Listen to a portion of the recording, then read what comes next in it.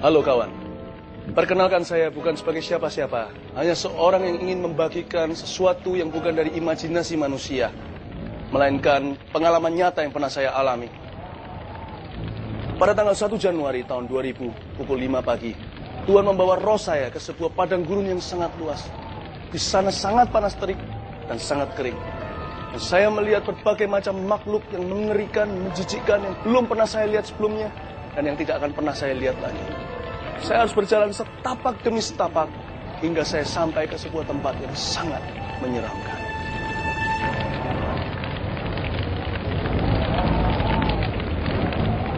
Perasaan takut mulai mencekam hati saya, mulai masuk ke dalam tulang-tulang.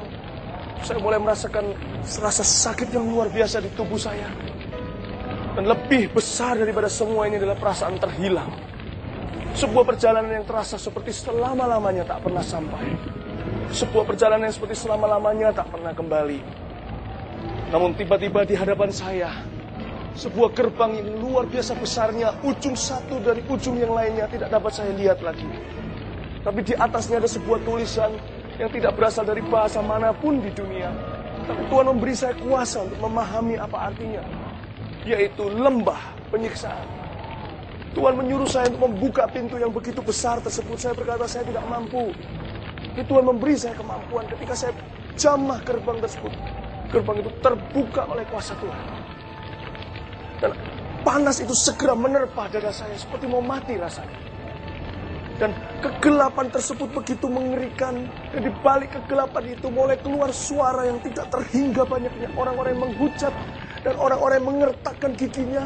Teriakan-teriakan kesakitan. Tertawa-tertawa yang mengilukan, yang mengerikan. Dan ketika saya membuka semua itu, saya tahu saya akan mati. Tuhan memberi saya kekuatan. Saya harus menyelesaikan perjalanan ini untuk menceritakan kepada banyak orang. Apa yang segera saya lihat adalah sesuatu yang tidak pernah saya bayangkan, yang mengubah hidup saya selama-lamanya. Di dalam lorong tersebut hanyalah kegelapan dan penyiksaan. Di ujung lorong tersebut saya melihat seperti ada gumpalan asap yang membumbung tinggi selama-lamanya. Dan saya tahu itu berasal dari sebuah dapur perapian yang begitu besar tak terhingga. Namun saya tidak melihat apinya. Berarti jurangnya begitu dalam, tidak bertumpu kaki. Itulah lautan api yang dikatakan di dalam firman Tuhan. Tidak ada seorang pun, tidak ada bahkan malaikat-malaikat yang jatuh. Iblis pun belum ada yang dilempar ke dalam sana. Menunggu hari penghakiman yang terakhir dari Tuhan Yesus Kristus. Tapi semua orang yang sudah mati, sudah berada di dalam kuasa roh-roh jahat, sudah disimpan di tempat yang saya lihat di balik gerbang itu. Tapi belum seorang pun dilemparkan ke dalam lautan api. Di tempat orang mati itulah mereka disimpan untuk hari penghakiman yang lebih mengerikan lagi. Di sanalah iblis memiliki jiwa mereka selama-lamanya sebelum iblis pun dihukum. Di sanalah mereka disiksa seturut dengan dosa yang mereka lakukan di dunia.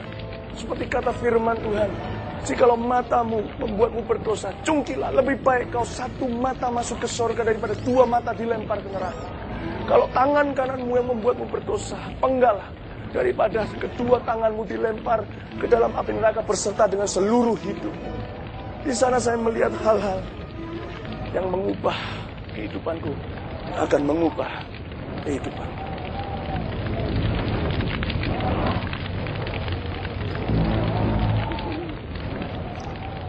Saya melihat seorang wanita yang belum lama mati. Sebab dia berdiri di dekat gerbang di mana tempat saya berdiri. Dan wanita itu dikelilingi oleh begitu banyak roh-roh jahat yang ia layani selama hidup ini di dalam dosa. Dan saya melihat wanita itu diikat pada sebuah kayu. Dan iblis-iblis itu berkata, ayo berdusta, seolah-olah mempermainkan dia. Tuhan memberi saya pengertian bahwa wanita ini adalah wanita yang berselingkuh di dalam hidupnya. Dia tidak jujur dan menutupi dosanya dengan dusta di atas dusta. Dan dia tidak bertobat dari dosanya, lalu dia mati. Ketika wanita itu tidak berdaya dan berkata, ya saya berdusta. Saya kira iblis-iblis itu akan melepaskan dia. Tapi ternyata tidak. Dan iblis-iblis itu justru menarik lidahnya dan menyorongkan sebuah benda yang tajam ke seluruh wajahnya. Dan dimulai dari lidahnya terlebih dahulu. Dan ada seorang iblis yang lain yang menarik lidah itu sehingga putus dari tubuhnya. Saya tidak pernah melihat hal-hal seperti ini.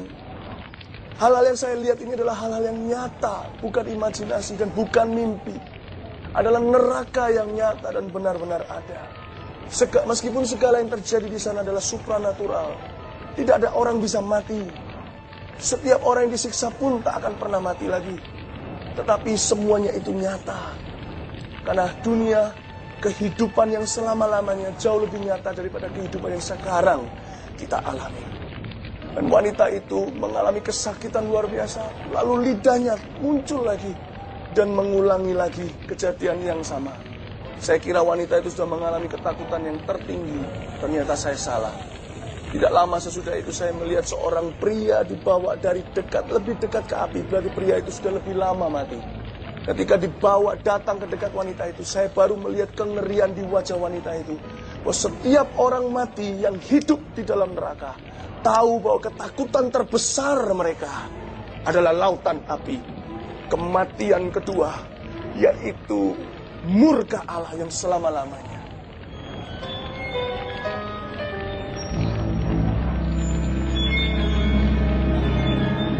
Saya melihat seorang laki-laki yang dibawa dari dekat lautan api. Saya tahu dia telah meninggal dunia cukup lama. Dan saya melihat iblis-iblis mengelilinginya. Dan laki-laki ini tidak lebih daripada sebuah tengkorak dengan daging yang sudah meleleh. Saya tidak pernah melihat hal seperti itu. Dan seperti tengkorak ini megap-megap seperti memohon belas kasihan. Ketika iblis-iblis itu menyerukan kepadanya, ayo masturbasi, ayo masturbasi. Dan saya kira mereka akan menyiksanya atau meninggalkannya. Yang mana tidak mungkin meninggalkannya. Tapi bukan semua itu yang terjadi. Mereka membiarkannya, mendiamkannya. Lalu tiba-tiba keluar dari dalam tubuh dan tengkoraknya. Keluar ulat-ulat yang tidak pernah saya lihat ada di dunia ini. Dimulai dari kemaluannya, lubang kemaluannya. Dan mulai dari lubang matanya, lubang telinganya. Dan mulai keluar ulat-ulat ke sekujur tubuhnya. Dan menjilat daging yang telah meleleh. Hati saya hancur, saya berseru dan berteriak, Tuhan tolong, belas kasihani, ampuni Tuhan. Dan ketika saya menjerit-jerit berkata kepada roh-roh jahat, jangan, tak seorang pun dari mereka yang dapat mendengarkan saya. Tak seorang pun dapat melihat saya. So, saya berada di sana, berada di neraka. Karena Tuhan yang mengurapi saya untuk melihat semua ini.